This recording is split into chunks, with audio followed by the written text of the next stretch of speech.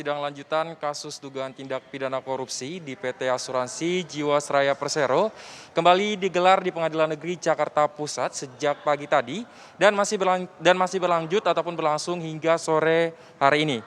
Sidang lanjutan ini dihadiri oleh terdakwa Beni Cokro Saputro selaku Direktur Utama PT Hansen International Tbk, terdakwa Heru Hidayat selaku Komisaris Utama PT Trada Alam Mineral Tbk, dan terdakwa Joko Hartono Tirto selaku Direktur PT Maxima Integra dengan agenda pemeriksaan 5 orang saksi dari pihak Jaksa Penuntut Umum.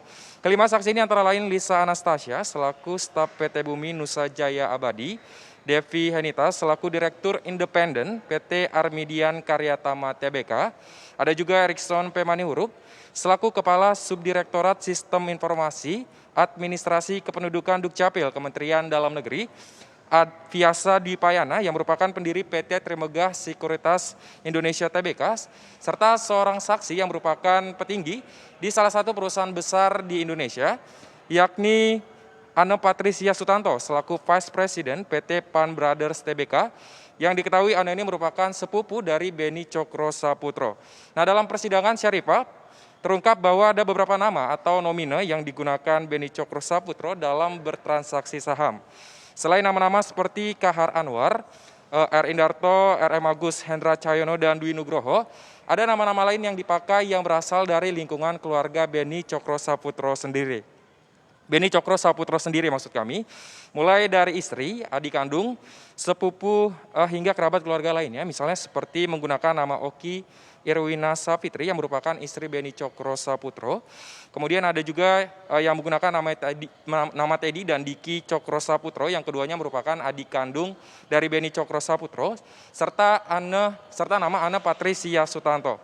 Nah, namun di sidang tadi Syarifah, sepupu Beni Cokro Saputro tersebut menolak fakta penggunaan nomina atas nama dirinya ini, di mana Anne menyebut dirinya tidak mengetahui terkait pembukaan rekening yang pada akhirnya ditransaksikan untuk membeli saham maupun pembelian reksadana di PT Asuransi Jiwasraya, di mana melalui transaksi